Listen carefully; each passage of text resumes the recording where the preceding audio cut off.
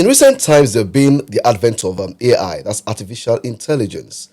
And then it has its pros and its cons, right? And then, of course, prior to the artificial intelligence age, we had the analogs and all that, whereby, doing things were a bit more difficult. But they say AI has come to make life much easier for us.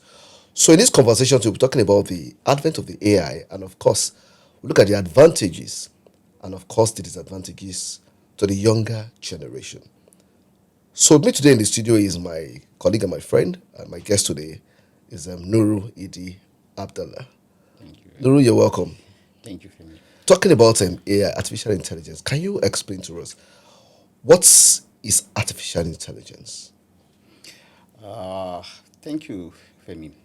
Artificial intelligence, it's basically a series of machines that does a lot of complex analysis to give you a particular output that you did, a particular output, not necessarily what you desire, but based on the query you give in.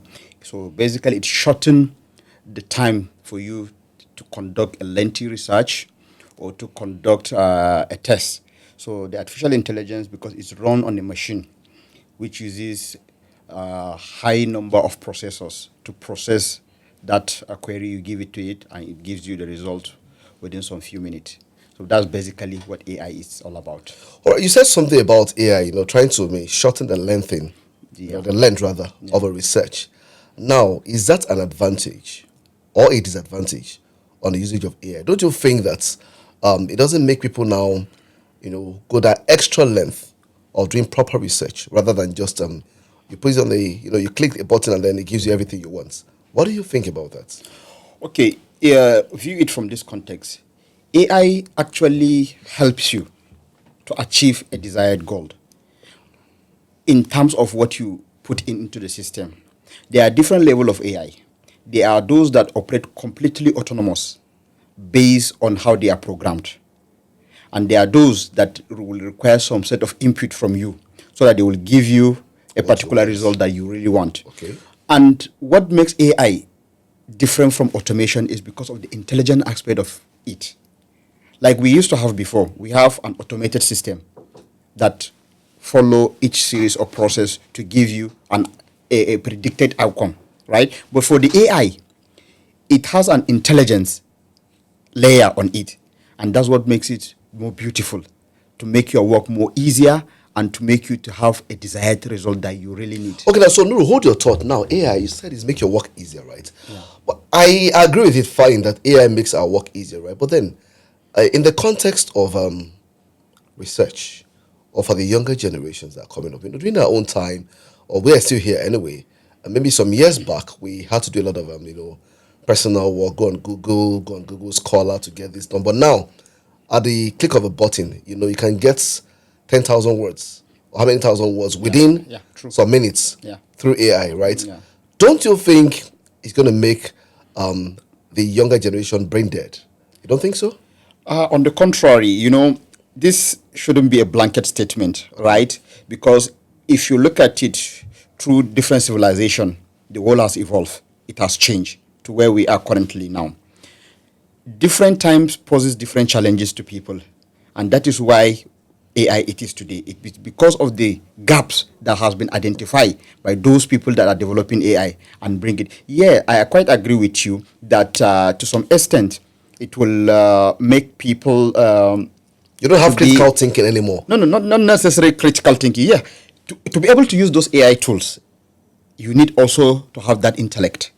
Because if you just have the tool and you don't know how to use it, you will not be getting the desired result that you need.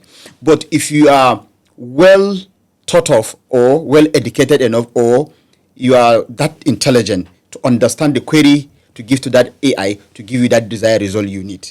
So you can't just say it will make students lazy or dumb, but in a way it will help them, to sharpen their research work. Unlike the traditional one that we used to do, to conduct desktop research. Yes, this AI will help them to collect those libraries that have that specific information that they need to conduct that research they need.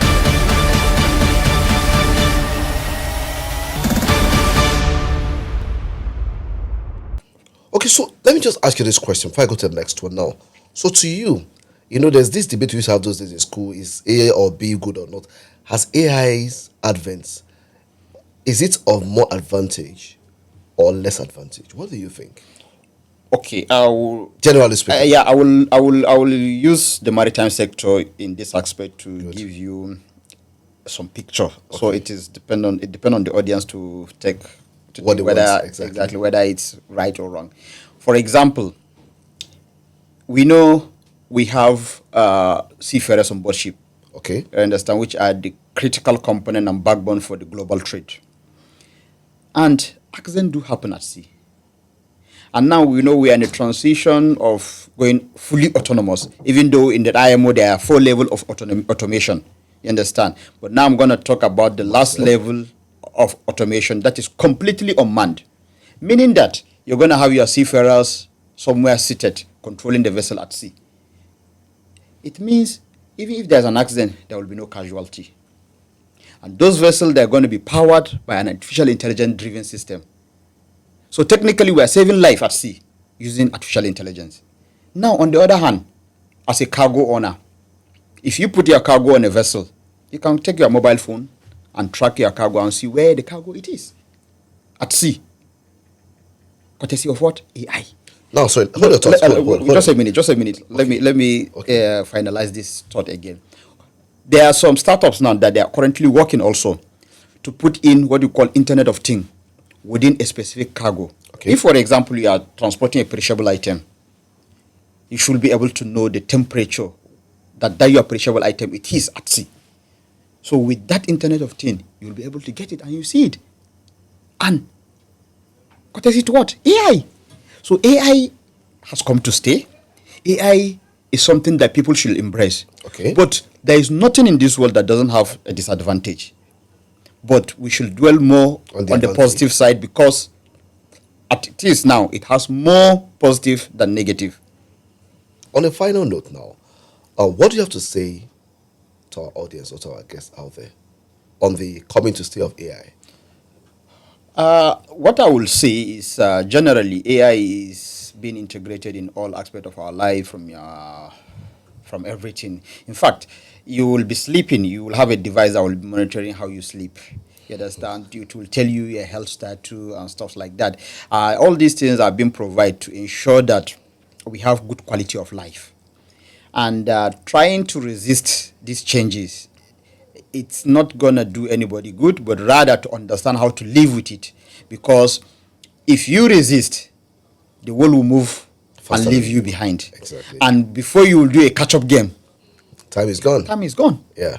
So we have to embrace it and equip ourselves with this knowledge of artificial intelligence. All right. Thank you so very much, Nuru Idi Abdalla. Is speaking to us on the advent of artificial intelligence, and of course, we've talked about the advantages, and of course, the disadvantages. He said everything that has an advantage has a disadvantage, but we need to know that AI has come to stay. I also need to move with the trend, otherwise, you'll be left behind. It's a wrap on this segment of our podcast. My name is Femi Kumuyi. Thank you, and see you again next time.